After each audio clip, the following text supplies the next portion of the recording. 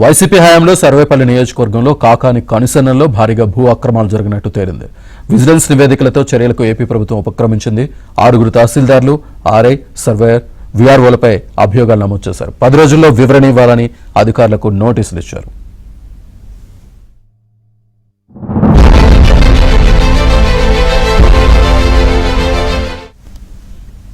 ఈ అంశానికి సంబంధించి పూర్తి సమాచారం నా కరెస్పాండెంట్ మహేష్ అందిస్తారు. మహేష్, శ్రీనివాస్, జగన్ ప్రభుత్వ హయాంలో ఈ సర్వేపల్లి కాన్స్టిట్యున్సీ నుంచి మాజీ మంత్రి కాకాని గోవర్ధన్ రెడ్డి ప్రాతినిధ్యం వహించారు.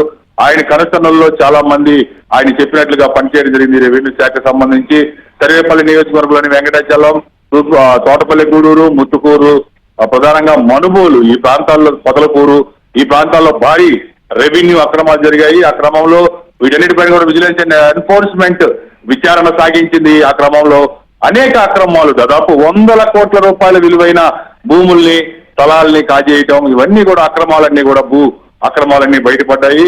ఈ నివేదికల ఆధారంగా ఈ ప్రస్తుత కూటమి ప్రభుత్వం చాలా సీరియస్ గా తీసుకుంది.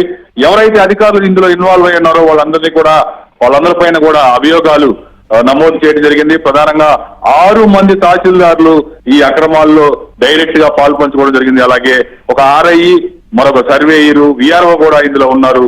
దాదాపు 8 మంది అధికారులపైన అభియోగాలు నమోదు కావటం, వాళ్ళందరినీ కూడా 10 రోజుల్లో వాటికి సంబంధించి అనేక అంశాలు ఉన్నాయి ఇందులో, వాటికి సంబంధించి ఆ వివరణలు ఇవ్వాలని చెప్పి నోటీసులు కూడా జారీ చేశారు. 10 రోజుల్లో ఈ అధికారులందరూ కూడా నోటీసులకు సమాధానం చెప్పాల్సి ఉంది.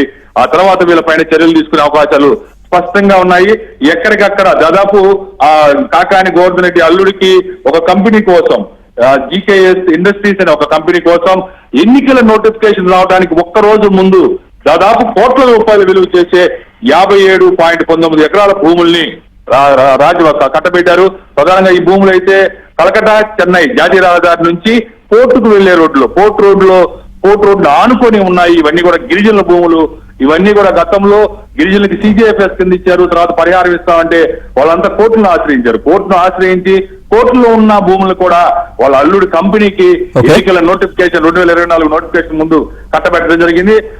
అలాగే దేవాదాయ శాఖ భూములు అవి కూడా కోర్టులో ఉన్నాయి. వాటన్నింటినీ కూడా అప్పచెప్పారు. వాటిలో జగనన్న లేఅవుట్లు వేశారు. వాటిలో కేవలం కొన్ని మాత్రం లబ్ధిదారులకు ఇచ్చి మిగిలినన్ని కూడా వైసీపీ నేతలకు పొజిషన్ సర్టిఫికేట్ ఇవ్వడం జరిగింది. దాదాపు 300 పైగా మందికి వైసీపీ నేతలకి ఈ పొజిషన్ సర్టిఫికేట్ ఇవ్వడం జరిగింది. మరొకటి ఘోరం ఏంటంటే ప్రకాశం జిల్లాలో ఈ లాగిన్ అయ్యి పొదలకూరులో భూములకు సంబంధించి అక్రమాలు చేయడం కూడా జరిగింది. వీటన్నిటిపైన కూడా విజిలెన్స్ అండ్ ఎన్ఫోర్స్మెంట్ పూర్తి స్థాయిలో విచారణ జరిపి నివేదికల్ని ప్రభుత్వానికి పంపించింది. కూటమి ప్రభుత్వం దీన్ని సీరియస్ గా తీసుకుంది. అధికారులపైన అభియోగాలు ఇప్పటికే నమోదు చేసేశారు. దీనికి సంబంధించి పూర్తి నోటీసులు కూడా జారీ చేయడం జరిగింది. సమాధానం ఇవ్వాలని. ఏం జరుగుతుందని రెవెన్యూ శాఖలో ఒక అయోమయం, గందరగోళం నెలకొంది.